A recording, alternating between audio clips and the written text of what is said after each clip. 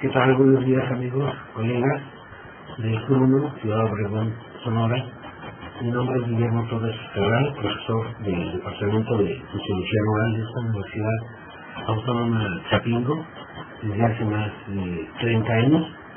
Y bueno, agradecemos al doctor Luis Alberto Camilo, subdirector del CRUNO, por habernos invitado a esta conferencia sobre este tema alrededor del desarrollo sustentable, que es una problemática en la que me he concentrado en los últimos años y hemos producido algunas publicaciones de algunos libros, de artículos que ustedes pueden consultar.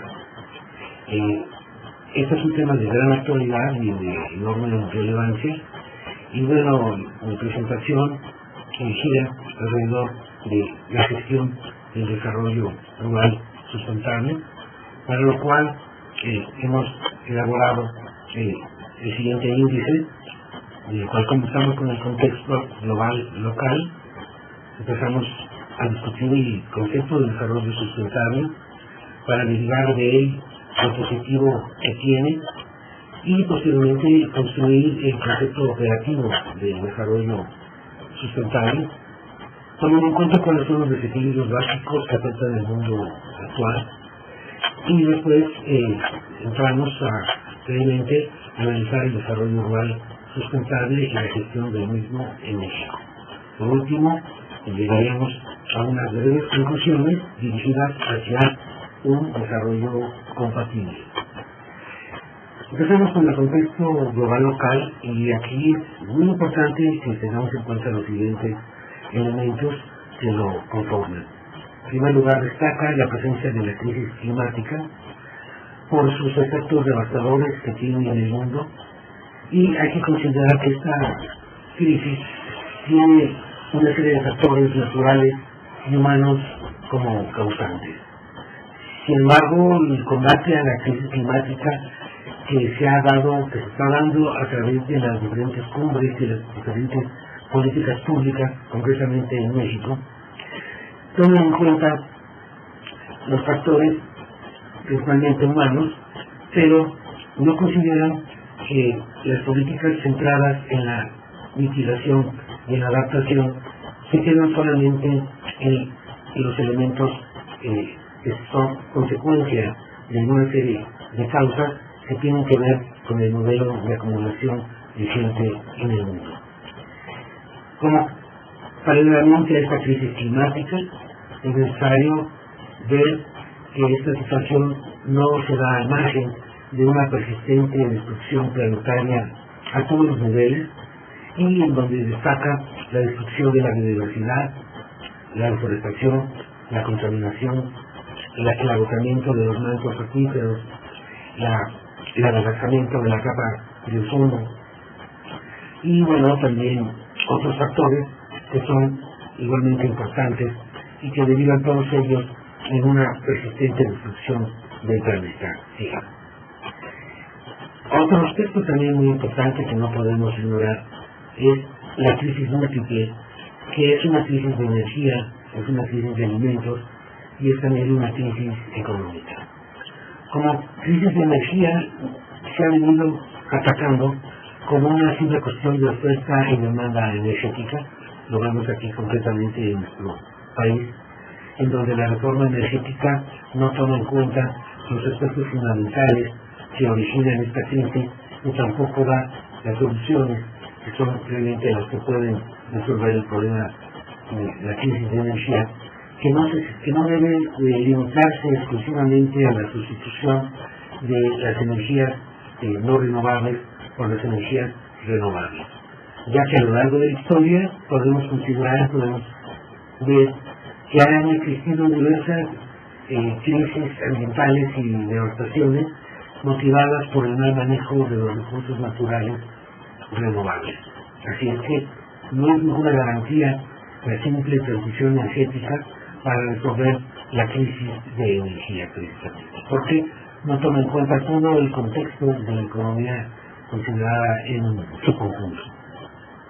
Importante también es mencionar la crisis de alimentos, que tiene que ver mucho con la situación económica y social con el incremento de la pobreza y con los fenómenos de especulación, así como también con el mismo cambio climático que ha generado un cambio en el panorama relativo a ya no la presencia de sobreabundancia de alimentos, sino de una creciente escasez de los mismos.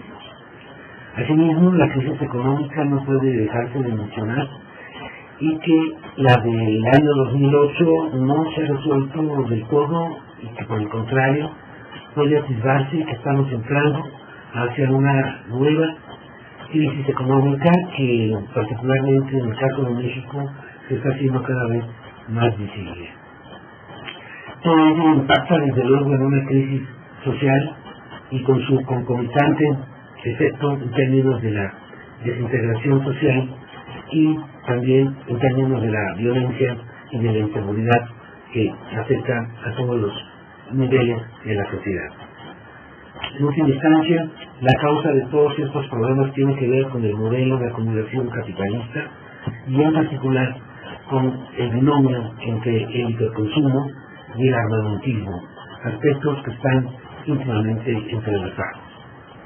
Además, también hay que mencionar que el modelo depredador tiene como consecuencia el surgimiento de brotes de modelos alternativos al modelo neoliberal depredador, que sin embargo no están avanzando a la velocidad que uno quisiera, porque el modelo depredador sigue con toda la fuerza del mundo afectando e impactando a todos los niveles.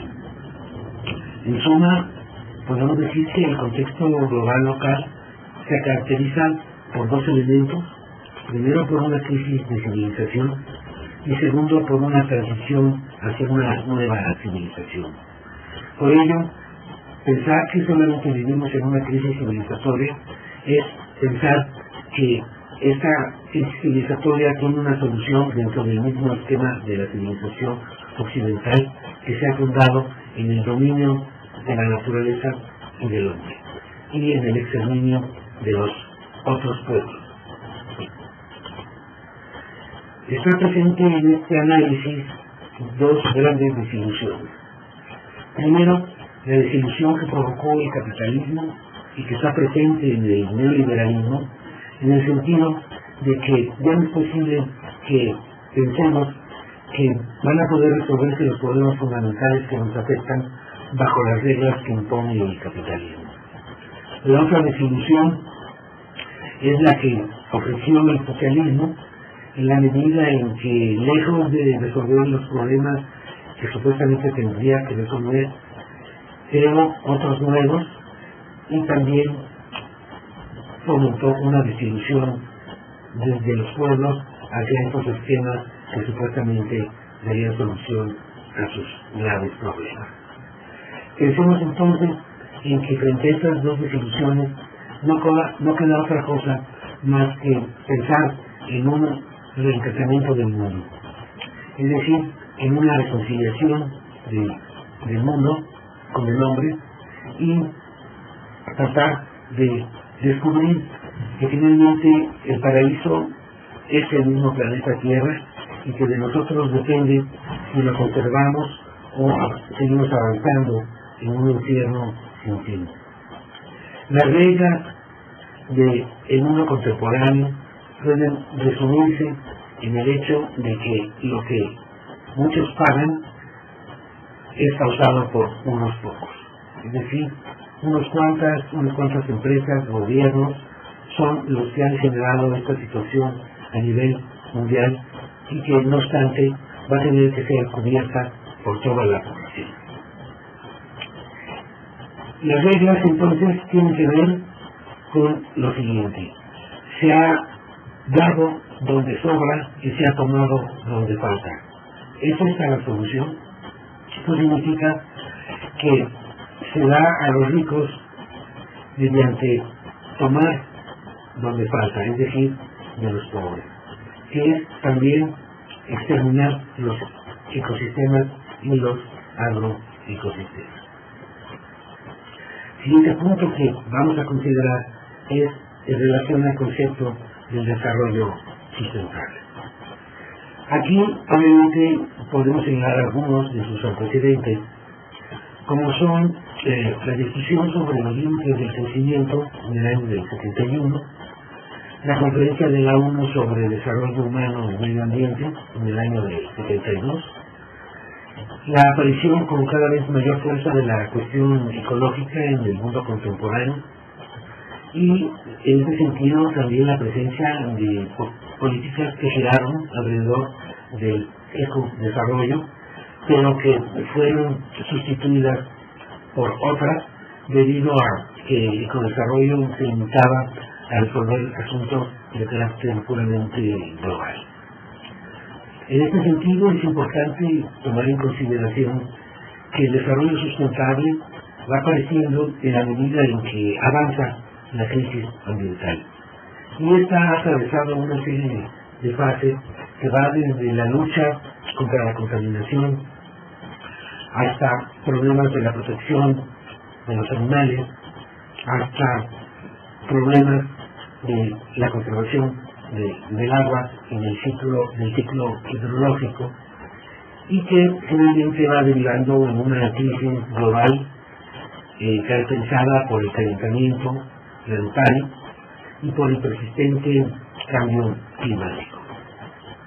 Así pues, hay que mencionar que en el año de 1987, en el informe de Brundtland, se presenta la definición del desarrollo sustentable como aquel desarrollo que permite satisfacer las necesidades del presente sin comprometer la satisfacción de las necesidades de la siguiente generación.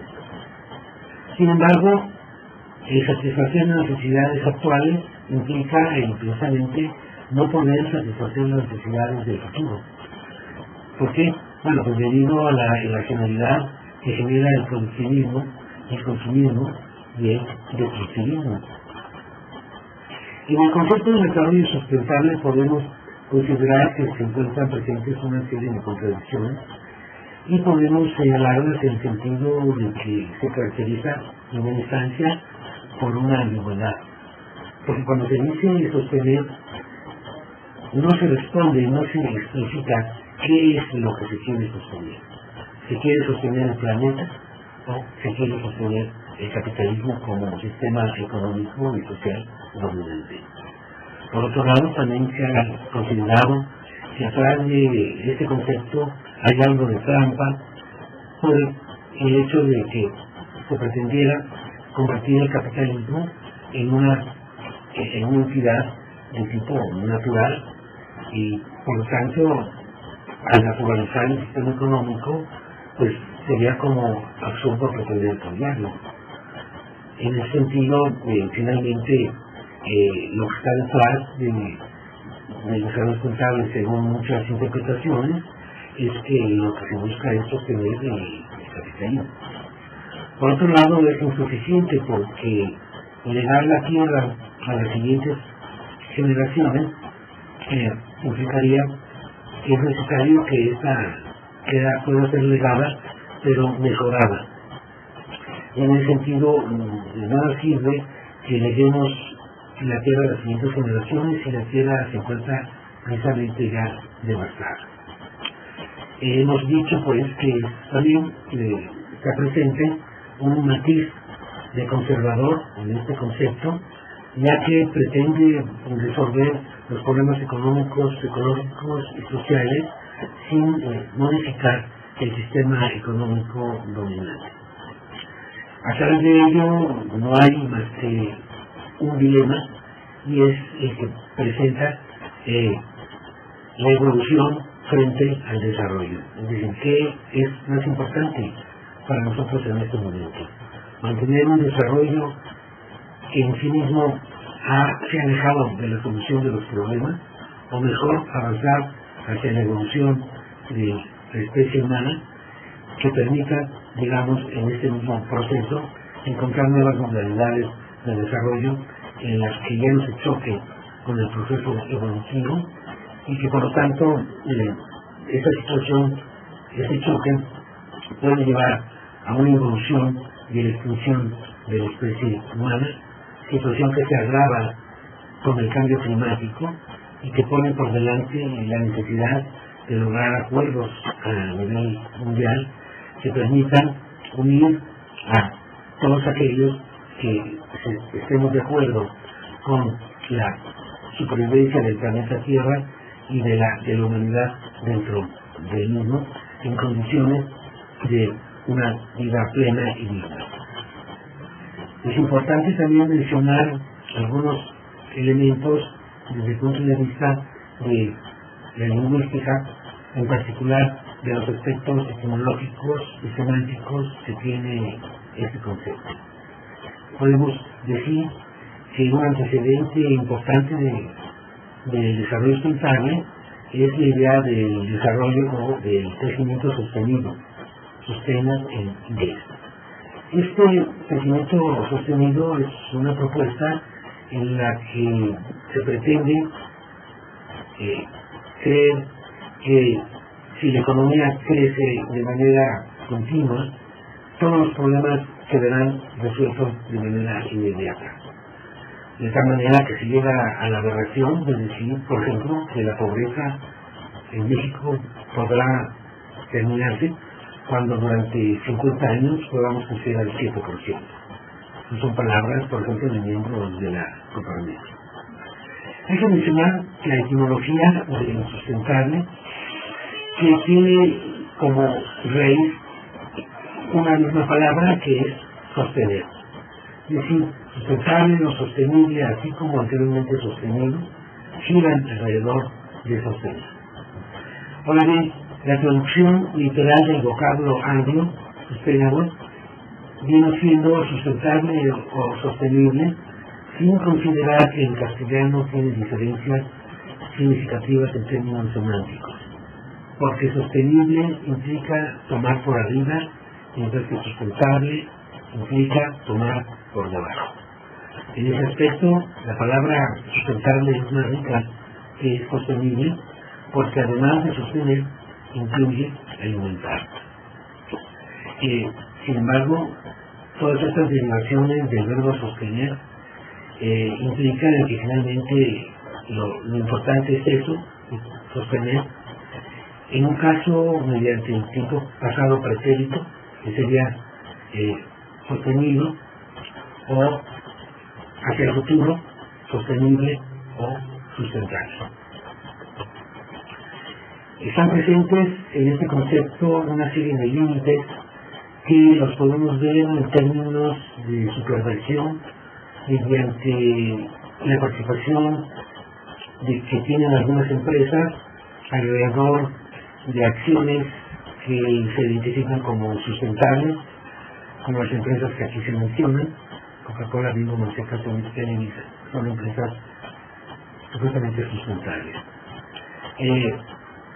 Otro límite que es importante considerar es que la sustentabilidad no implica una nueva forma de ver el mundo y que de alguna manera puede manejarse y se está manejando como un concepto que hay que aceptar a fuerza y que no toma en cuenta que a través de él está presente tanto un encuentro como un desencuentro de miradas.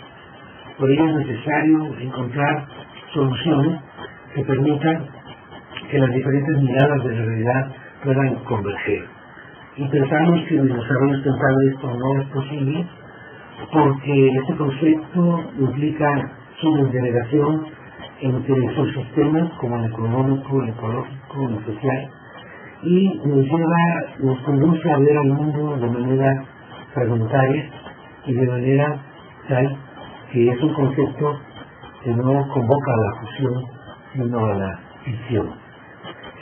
De ahí que pensar en un concepto positivo de la sustentabilidad implicaría que estemos hablando de una sustentabilidad que sea compatible con el hombre y la naturaleza, porque una sustentabilidad que se finca en las incompatibilidades es una sustentabilidad negativa, porque surge a partir de la incompatibilidad hombre-naturaleza y hombre-sociedad, incompatibilidades que no corrigen, pero que pretenden solucionar. Entonces la trampa es sostener o evolucionar.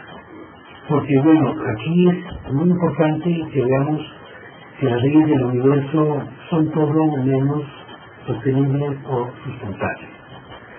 Lo que caracteriza el proceso evolutivo es el cambio, por lo cual pretender que este cambio quede fijado en el tiempo y que pueda ser sostenido o sostenible es equivocado y que genera evidentemente impactos semejantes a los que están produciendo el sistema capitalista.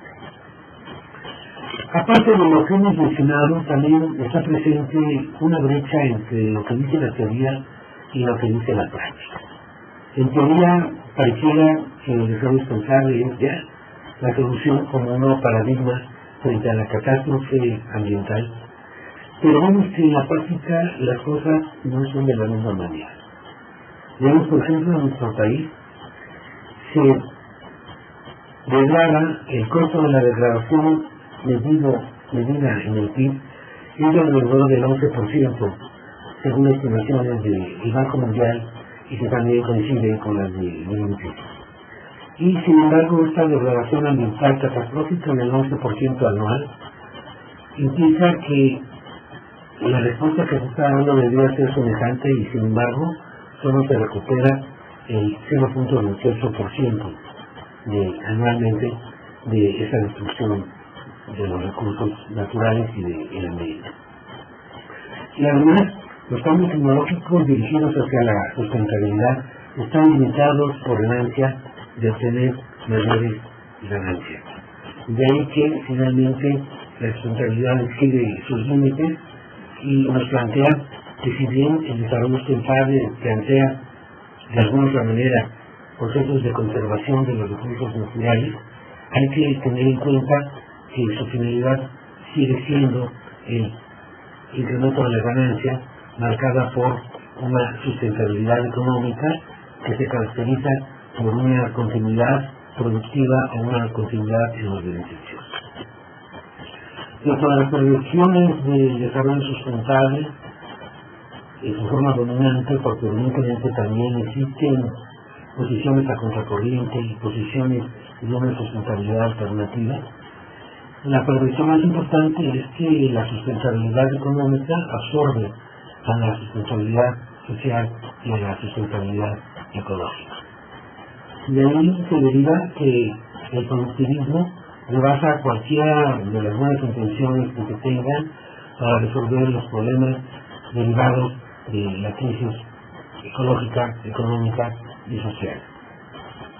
Pero si nos preguntamos qué es finalmente la perdurabilidad del desarrollo, habría que tener en cuenta que esta perdurabilidad o sostenibilidad o sustentabilidad lo que plantea es finalmente que la meta del capital es esa precisamente, es ser perdurable, ser perenne, ser ilimitado y que nunca pueda ser cuestionado. Sin embargo, es evidente que por mucho que el capital busque la perdurabilidad, no lo logra porque está marcado por profundas crisis y catástrofes. La base de todo ello, incluso en el desarrollo sustentable, y es por ello que no ha resultado los impactos, las consecuencias positivas que se esperaban de él, es porque se continúa con el dominio de la naturaleza y se maquilla la relación hombre-naturaleza.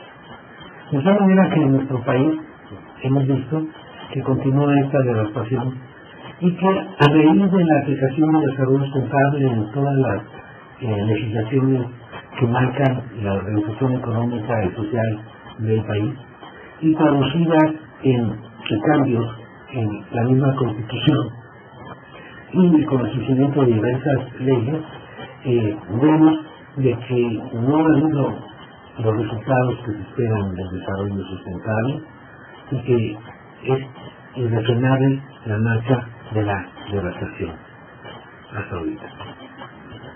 Sin embargo, a pesar de las críticas que hemos mencionado y que no son exclusivas de nuestra persona, No obstante, la idea de la sustentabilidad ha puesto en la mesa el debate universal sobre estas circunstancias y ha incluso llegado a replantear la propia existencia del hombre en el planeta.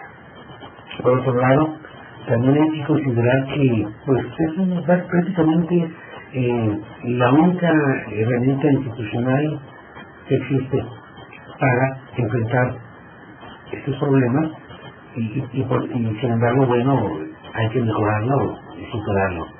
No olvidando que proviene este concepto de la ONU y de acuerdos marcados por intereses dirigidos por la llamada civilización del norte. Aquí en este punto es conveniente que podamos referirnos a cuáles son los desequilibrios básicos que están presentes en la sociedad contemporánea y que también que sean atacados por un desarrollo alternativo, en este caso por el desarrollo sustentable. Y que de hecho, llamémosle como le llamemos, estos desequilibrios marcan la situación que vive el mundo en la actualidad. El primer desequilibrio que es necesario tener en consideración y que es la base fundamentalmente de las desigualdades, de la pobreza, de la extrema pobreza, es el desequilibrio entre el trabajo realizado, entregado por la población, por los trabajadores, y la parte de ese trabajo generado por los trabajadores, traducido en productos, y que no corresponden con esa cantidad de trabajo recibida por los propios trabajadores, sean obreros, sean campesinos, sea clase media. De tal manera que la división entre el trabajo necesario y el excedente se incrementa, incrementándose a sí mismo la tasa de explotación de la población. Esto finalmente es el origen de todas las contradicciones de la sociedad capitalista y es un punto que, por supuesto, no toman en cuenta las políticas neoliberales ni tampoco la globalización ni el desarrollo sustentable. El otro punto es el desequilibrio entre la energía humana gastada, las kilocalorías gastadas, y las kilocalorías consumidas para reponer ese gasto. Aquí hay un desequilibrio en el sentido de que es cada vez mayor la energía gastada y menor la que es repuesta. En consideración con estos dos primeros puntos, es evidente que la situación de la pobreza y de la alimentación no puede ser resuelta mediante despensas o asistencia, puesto que estos son los factores fundamentales que, si bien por un lado originan la acumulación de capital, por otro lado también son factores que nos explican la expansión de la pobreza en términos cuantitativos y en términos cualitativos. Otro punto también que es muy importante tomar en consideración es el desequilibrio entre la energía que aportan los ecosistemas naturales a la sociedad y la que se regenera o la que se regresa. Este punto también es algo que el desarrollo sustentable al parecer no le ha dado solución, porque lo que se maneja más bien es lo contrario. Es decir, incluso se ha llegado a definir el desarrollo sustentable como aquel desarrollo que incrementa los servicios ambientales a la sociedad. Es decir, es continuar con un proceso de degradación, aunque le podamos llamar sustentable. ¿Sí? En ese sentido, la sustentabilidad sería la sustentabilidad de la depredación. El cuarto tema, como desequilibrio básico que es necesario mencionar, es el que se da como la explotación que ejerce el Estado y partidos políticos a la sociedad.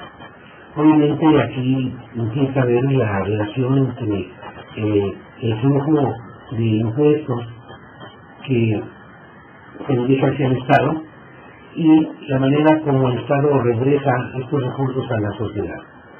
Y aquí vemos que más que regresar los recursos, es una nueva fuente de extracción de riqueza y de energía que viene del Estado hacia la población. Si no se considera este otro aspecto, si no se ve el monopolio económico, tampoco podría haber solución a los problemas que sufre la sociedad en este momento.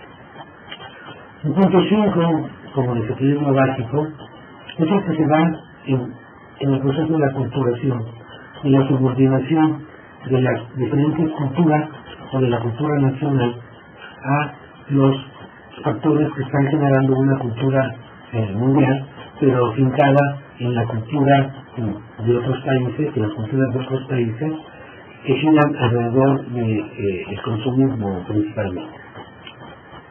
En este punto también puede mencionarse el desequilibrio entre la tecnología aplicada y las necesidades de la población, ya que dicha tecnología tiende más bien a aumentar las necesidades que a resolverlas, a darles solvencia económica.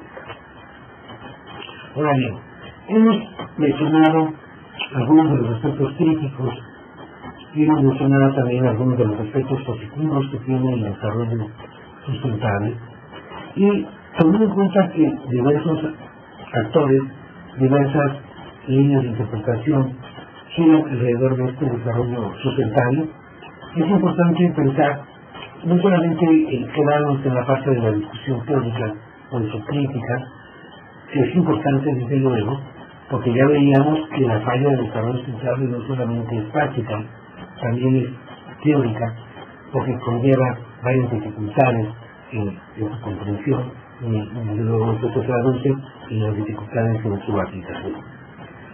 Yo considero que para poder rescatar lo positivo de toda esta discusión, de toda esta problemática, y que nos permita hacer esfuerzos para unir a todos aquellos que estamos de acuerdo en trabajar en esta misma dirección, considerar que el ciclo económico ecológico nos da la pauta para entender qué es lo que está pasando en esta materia y cuáles serían las posibilidades de dar una solución concreta a estas dificultades. En ese sentido, tenemos que ver que este concepto operativo es una guía práctica que nos pueda permitir avanzar hacia una sustentabilidad compatible. Es decir, que el desarrollo sustentable, para ser efectivo, tiene que considerar las siguientes compatibilidades en las que se desdobla la intersección entre la economía y la ecología en este ciclo económico ecológico.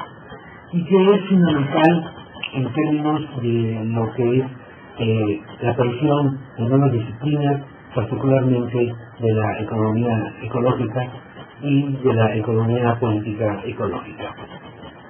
En esta figura vemos el ciclo económico ecológico, en donde, por un lado, vemos a la ecología y a la economía.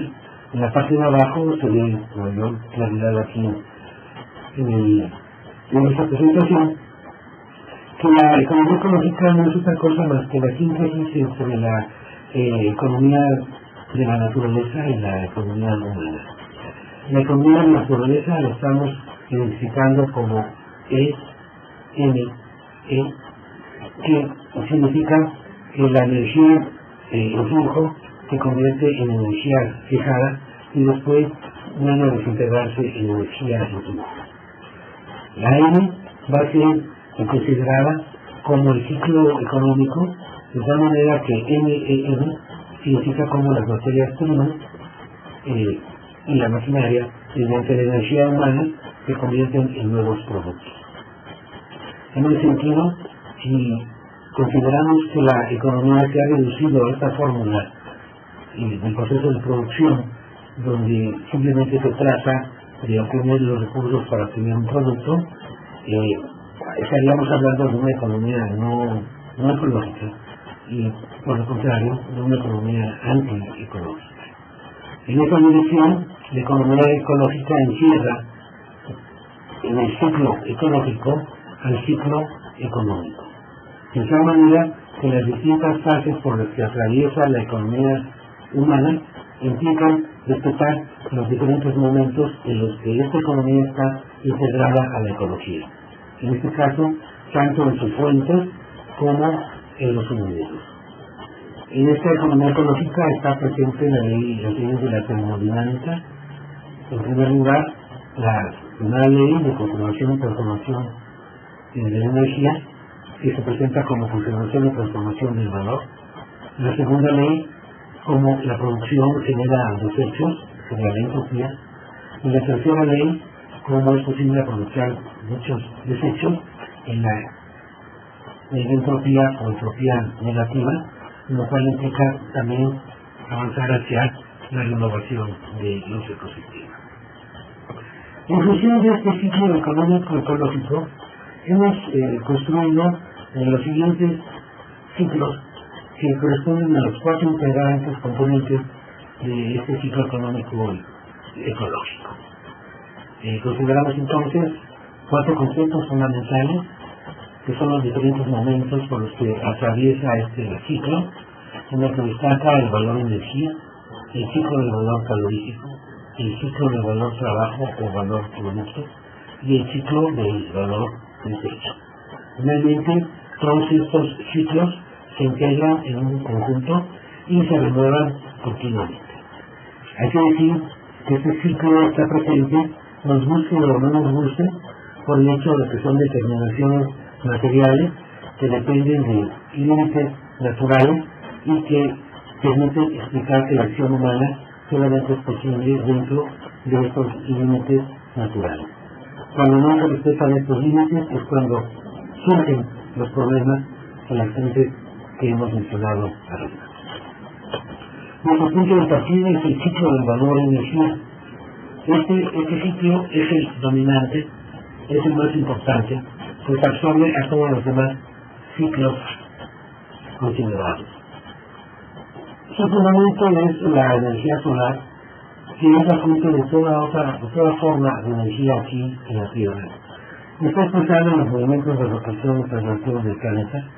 Se traduce en la fotosíntesis, en la cual no existiría la vida ni la especie humana, así como en los movimientos de las corrientes marinas y de los vientos.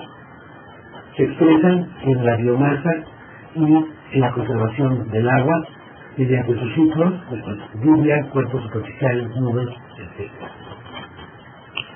En este ciclo del valor energía se indica que el valor económico no es más que es una manifestación del ciclo del valor energía. Hay que señalar que este ciclo del valor energía implica que no es posible ninguna actividad humana sin la biodiversidad. Por lo que sin el incremento del capital natural no habría realmente desarrollo sustentable como concepto operativo. No existiría la vida en este planeta. No obstante, estamos viendo cómo, por el contrario, este capital natural se está disminuyendo.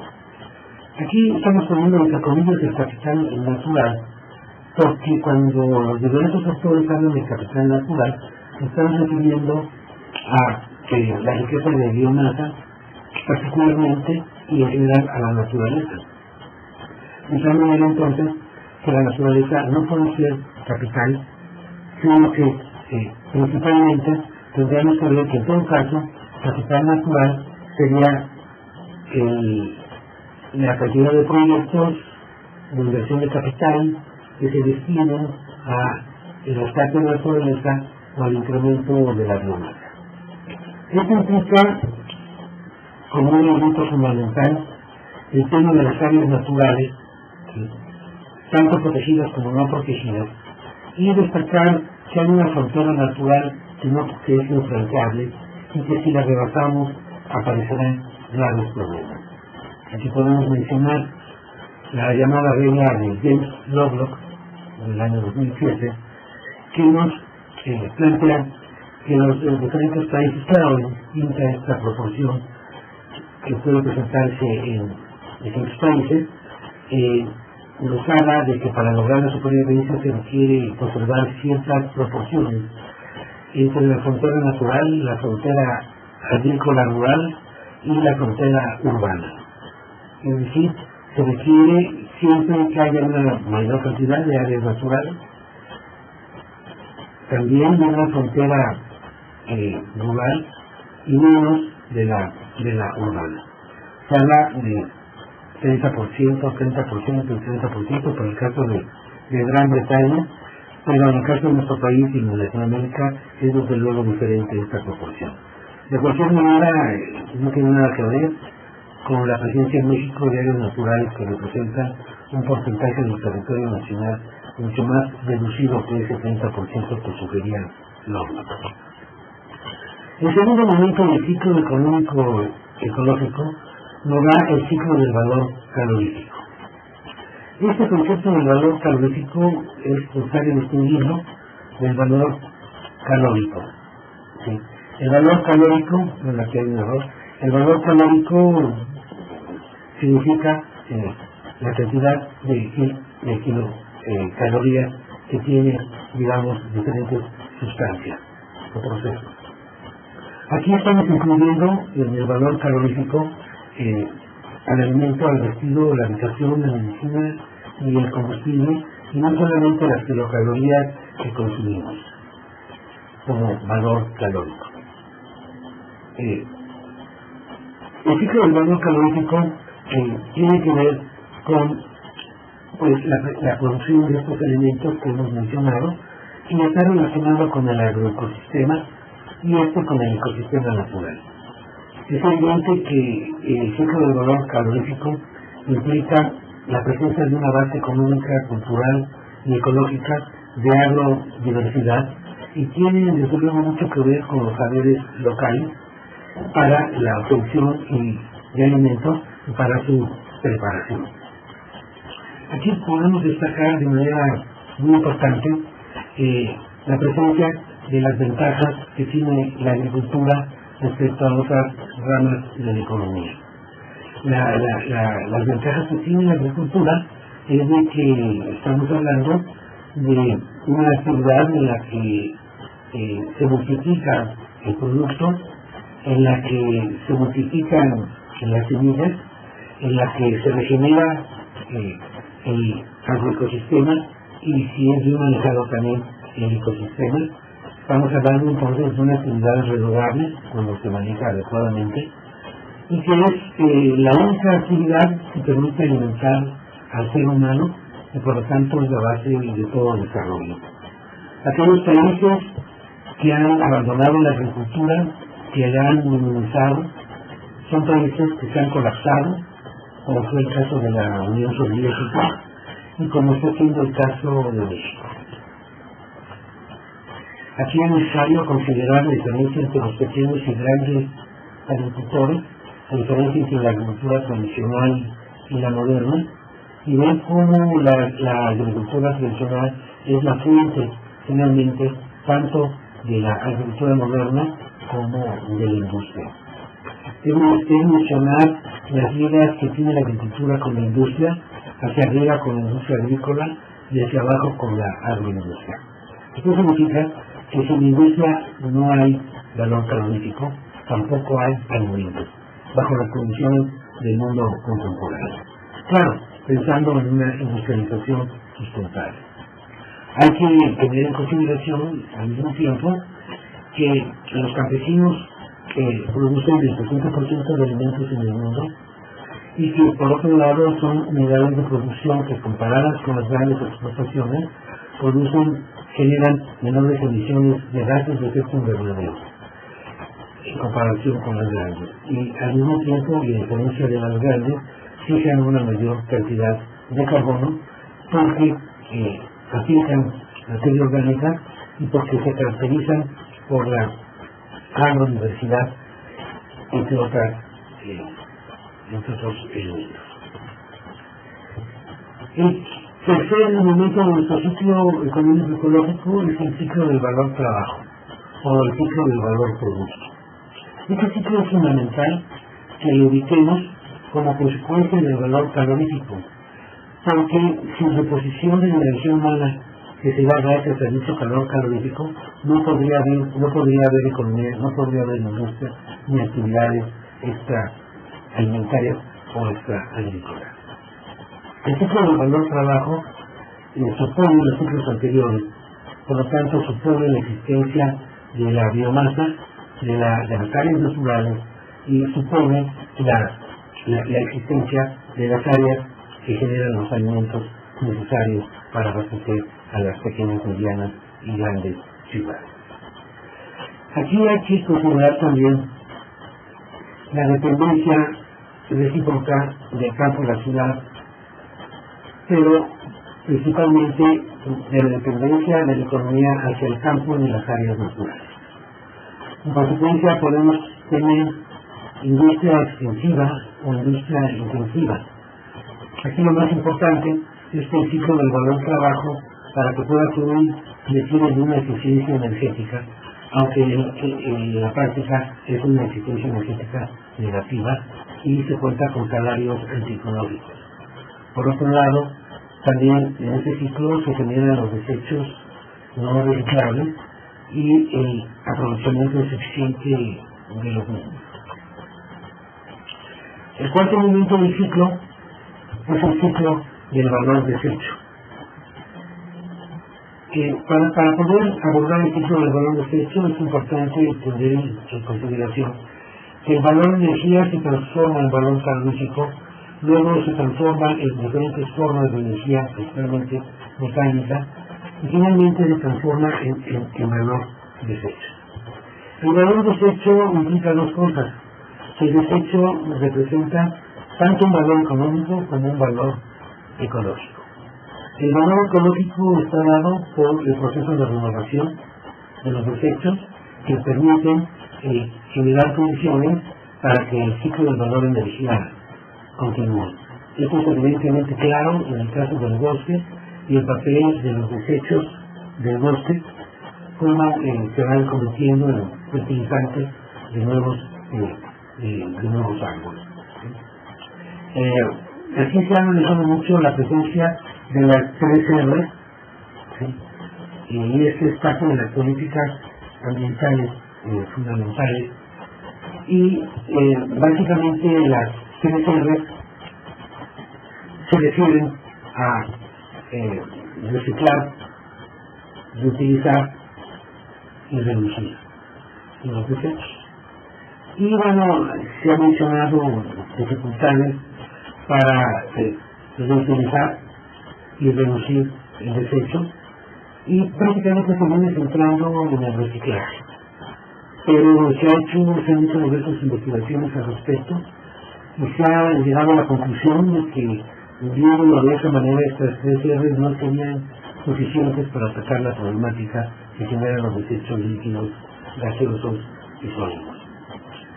El investigador francés Latouche menciona 8 R's en los que se consideran aspectos más allá del ciclo económico ecológico. Nuestro punto de vista es de la presencia es necesario hablar de la presencia de 5 R's, que se referirían, aparte de las 3 R's mencionadas arriba, como reducir, reutilizar y reciclar. Conforme al ciclo económico ecológico, tenemos que considerar el punto de inicio y el punto de llegada. Esto es, las otras 2 R's son principalmente el proceso de renovar, de regresar, ¿sí? Y esto implica que tengamos áreas verdes como un proceso de renovación, y que al mismo tiempo el desecho regrese a su punto de partida, que implica los procesos de degradación del desecho. De tal manera que resulta que es una mentira esta idea en ciertas políticas que plantean la basura cero. No es posible la basura cero. ¿Por qué? Porque el límite del reciclaje, además de que el reciclaje genera desechos, es poco lo que se puede realmente reciclar en el ciclo. Hay que mencionar que el desecho generalmente tiene 2 destinos, como es el del reciclaje o bien de su degradación, o como se le llama, disposición final. Aquí lo importante es de que estos desechos contienen aceleradas tasas de degradación que pueden darse a través del establecimiento de compostas, de sistemas de limpieza de suelos, ¿sí? de sistemas de tratamiento de aguas, etcétera. Y bueno, esto requiere de un capital adicional e implica que la tasa de ganancia pueda subir y bajar. En ese sentido, el ciclo del valor desecho como parte del ciclo económico ecológico implica que finalmente, si bien la tasa de ganancia puede bajar por la necesidad de internalizar las externalidades, finalmente sube en la medida en que la economía funciona mejor, en la medida en que puede aumentarse la productividad natural de los ecosistemas y la productividad natural del trabajo. Finalmente el ciclo se renueva de manera continua. Es decir, aquí lo que queremos señalar es de que, no obstante las críticas que hemos mencionado al concepto del desarrollo sustentable, es necesario llevar a la práctica de manera operativa aquellos elementos que nos permitan remontar la situación económica y ecológica, pero para ello era necesario considerar estos diferentes momentos que constituyen el ciclo económico ecológico en su conjunto. Aquí les presentamos una figura donde aparecen integrados estos valores en conexión con la agricultura y para que ustedes lo revisen. A continuación vamos a mencionar algunas de las características del desarrollo rural sustentable en México, y esto es necesario hacerlo en función de algunos elementos que caracterizan o que son parte del diagnóstico de la situación del campo mexicano. El campo mexicano podemos decir que se caracteriza por básicamente tres factores. En primer lugar, se caracteriza por el hecho de que se tiene una población muy grande todavía en el campo mexicano y que varían según las distintas estimaciones de su magnitud. De esa manera, por ejemplo, a nivel oficial, las cifras oficiales en nuestro país hablan de alrededor del 17% del PEA, el población económicamente activa que habita en el campo, y de menos de un 4% del Producto Interno Bruto.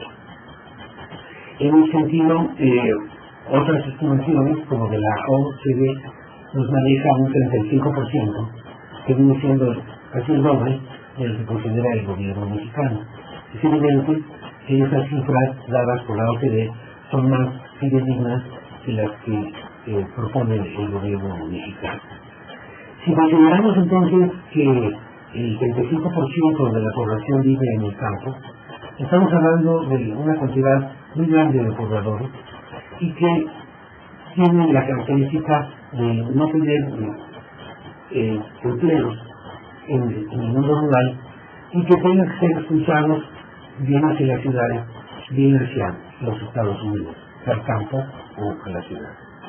Esta población que emigra o que se expulsa como consecuencia de las políticas públicas que buscan reducir la población en el campo sin ofrecer soluciones, pues es una política yo podría decir hasta cierto punto genocida, puesto que está expulsando a la población y llevándola a situaciones donde se vulneran sus derechos humanos y donde se vive en permanente zozobra. Esta población debería ser considerada como uno de los valores más importantes con los que cuenta México. Incluso se habla por ahí del concepto de capital humano. Esta población que ha recibido incluso preparación escolar y ha recibido atención médica, implica que todos nuestros recursos son un subsidio para las ciudades o para Estados Unidos. Es importante entonces que podamos pensar en ofrecer oportunidades, más que oportunidades, soluciones, generando empleos productivos y de calidad y bien distribuidos en el campo mexicano. Si no consideramos soluciones para esta población, continuaremos con esta política en donde no aprovechamos lo que tenemos, lo que abunda. En este punto a tomar en cuenta es el factor tierra. En el factor tierra, México tiene una debilidad muy grande en términos de que aproximadamente solo el 10% de la superficie nacional es apta para la producción agropecuaria. Y esa situación pues, es muy grave porque seguimos aplicando esquemas en los que se considera que como si tuviésemos abundantes recursos agrícolas y no obstante que el país en su mayoría vive en regiones áridas o con difícil acceso. En otro punto a considerar es que el país no cuenta con el suficiente capital físico, con la suficiente tecnología para aplicarla en el campo. Esto significa que las tecnologías que en general se aplican no son las más apropiadas y que en ese sentido sí es muy importante que podamos avanzar también en la generación de tecnologías y de industrias pequeñas, medianas, incluso grandes, que puedan abastecer al campo mexicano con tan importante capital físico y tecnologías adecuadas. Estos tres problemas que están presentes en nuestro país son los que debieran ser atendidos por el desarrollo rural sustentable. Y esto obviamente también tiene que ver con la gestión del desarrollo rural. En primer punto, la recuperación de los ecosistemas naturales, que tiene que ver con lo mencionado anteriormente en términos del valor de energía y de la generación de biomasa. ¿Sí? Ampliación de las áreas de conservación y de preservación, protección de la biodiversidad, manejo de cuencas, ¿sí? Este sería un primer punto. En relación con la producción alimentaria tendríamos la protección del germoplasma, mejoramiento genético, producción alimentaria local de preferencia, producción de alimentos de manera orgánica y ecológica con mejoramiento ambiental, fortalecimiento de la economía agroalimentaria, alimentos limpios y sanos. Todo ello implica avanzar hacia una agricultura y una ganadería ecológica y a sistemas agrosilvopastoriles.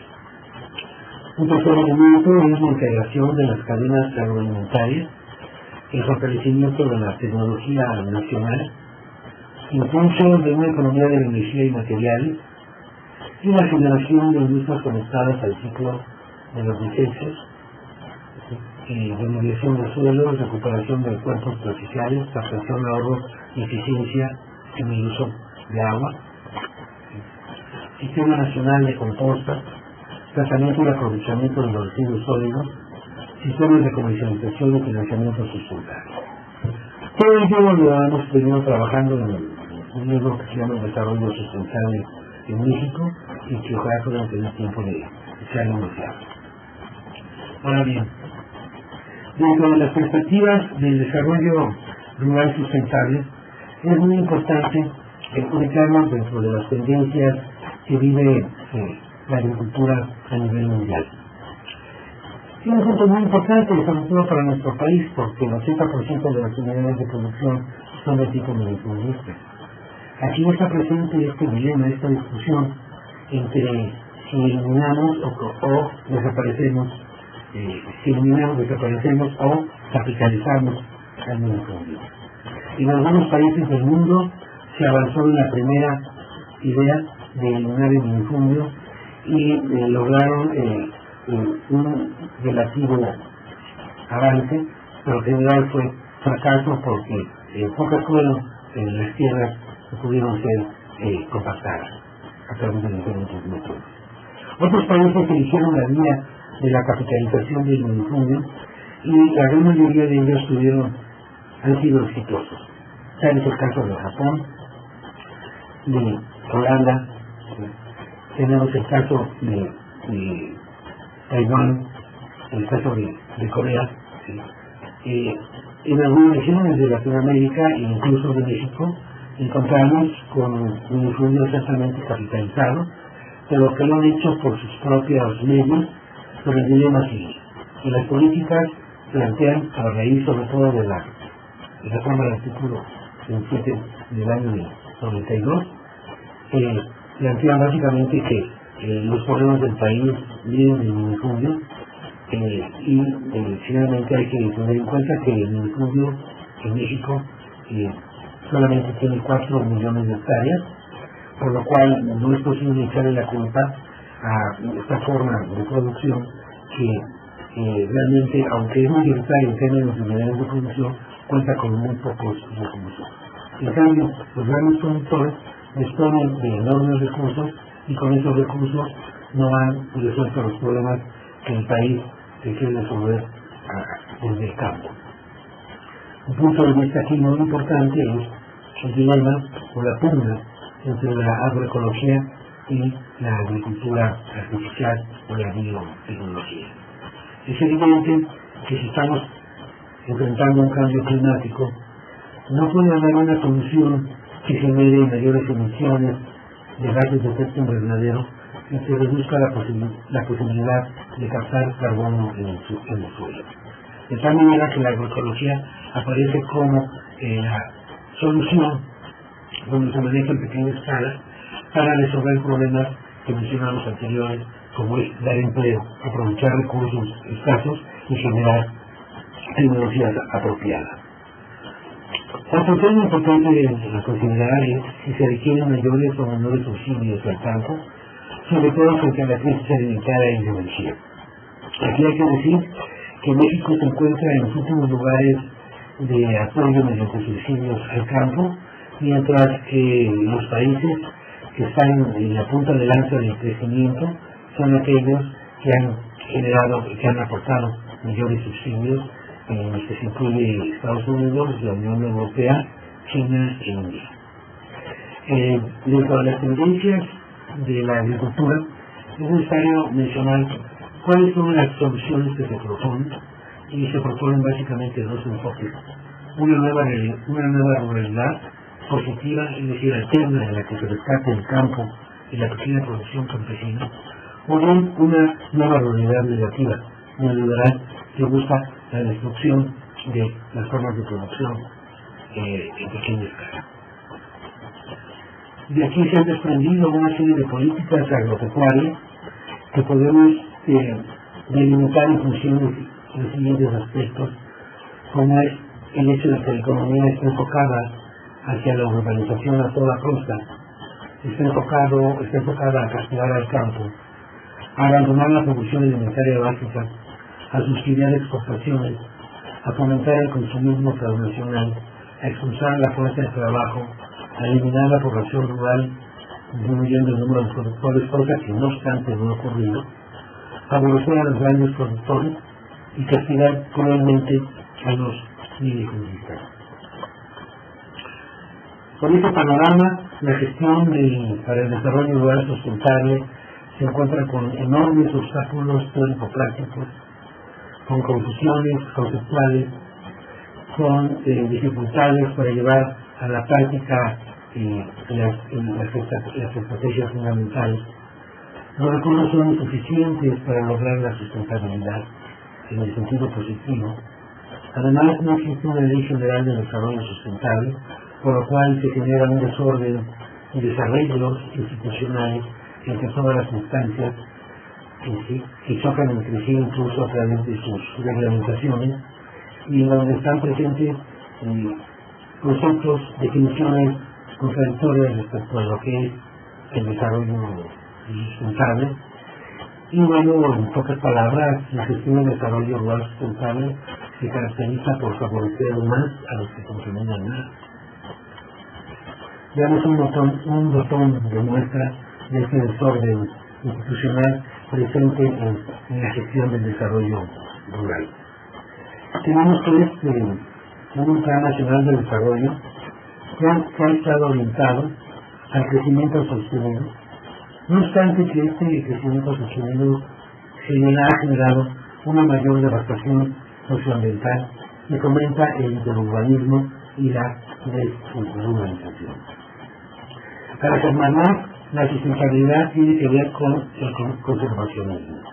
En la LEGEPA, si se maneja, pues que el desarrollo sustentable no es más que la búsqueda de la recuperación de los elementos de la naturaleza.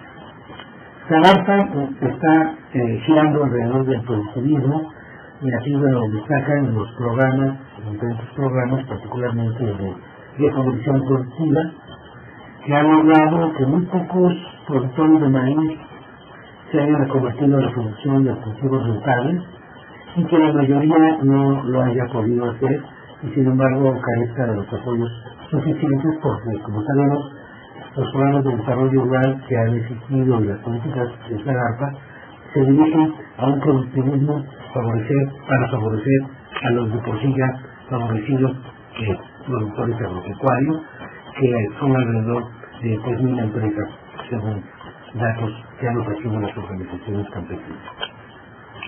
La Secretaría de Energía sigue presa de la sectorización, y más aún con las reformas recientes, y mientras exista la sectorización, lo único que podemos decir es de que la insustentabilidad crece a tasas aceleradas.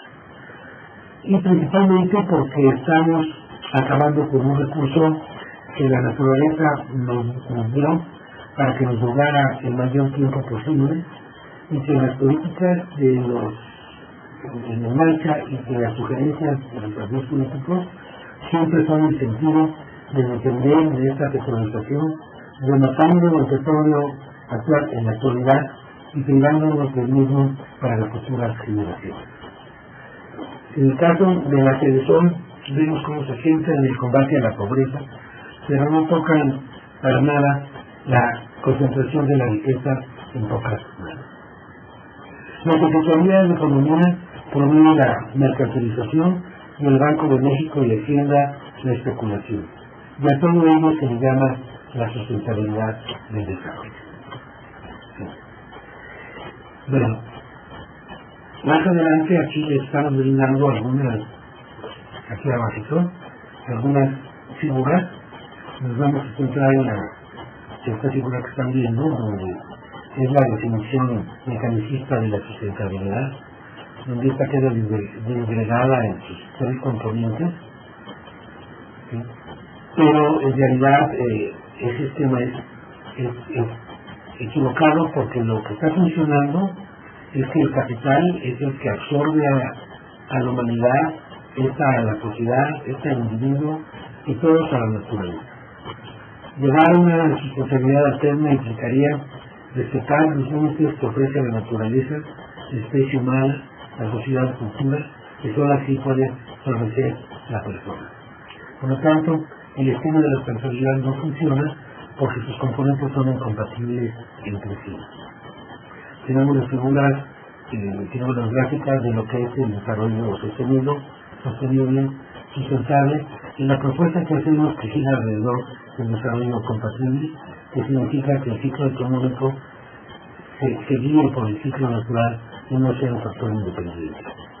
En la figura del cuadro sinóptico, que se puede agrandar, lo pueden ver con detalle, manejamos la comparación entre los tres desarrollos: desarrollo sostenible, desarrollo sustentable y desarrollo compatible. Y en resumen, aquí lo importante es ver que el desarrollo sustentable no logra modificar el modelo depredador, porque continúa como elemento fundamental el incremento de la tasa de ganancia, aunque promueva la conservación del recurso natural. Entonces, como conclusiones, hacia un modelo alternativo, aquí es importante buscar la compatibilidad intersectorial, aprovechar los excedentes de fuerza del trabajo en el campo, la generación de capital apropiado, hacer una estructura agraria menos desigual que fomente el ahorro de tierra, seguir el ciclo económico, ecológico y social, ampliar a 30% mínimo las áreas naturales protegidas, inyectar capital natural, revertir el atraso rural mediante la paridad, e impulsar modelos que respeten las condiciones históricas presentes en nuestro país. Todo ello estaría dirigido hacia la construcción de un verdadero desarrollo compatible que se centraría en este proverbio de taoísmo que maneja lo siguiente: tomar donde sobra, dar donde falta, tanto a nivel económico como a nivel ecológico. Todo ello significa que el ser humano debe controlarse a sí mismo antes que pretender dominar a la naturaleza. Esto implica que el ser humano es amo, pero es amo solamente en el ámbito micro, pero es esclavo en el ámbito macro. Bien, pues es todo lo que yo quería compartirles en esta ocasión. Y bueno, les hemos recomendado estos libros, uno sobre el desarrollo espiritual en México y otro sobre el desarrollo compatible que ha publicado la universidad junto con la editorial Plaza y Verde. Y bueno, yo entiendo que debido a las dificultades en esta ocasión para poder estar con ustedes en persona, pues quedan dudas, inquietudes, preguntas. Y por eso los quiero invitar a que puedan dirigir estas dudas, estos planteamientos a mi correo electrónico, que es el siguiente, si lo quieren anotar, que es @yahoo.com.mx. Repito, gatocarral@yahoo.com.mx. Y esto también puede ser conducido a través del maestro pastor, a quien agradecemos su movilidad, así como el doctor Camilo, y a todos ustedes por estar presentes en esta mañana para ver las posibilidades de adoptar a través de soluciones alternativas que están planteándose frente a los graves problemas que está viviendo el país. Les agradezco mucho su atención y les pido disculpas. Gracias.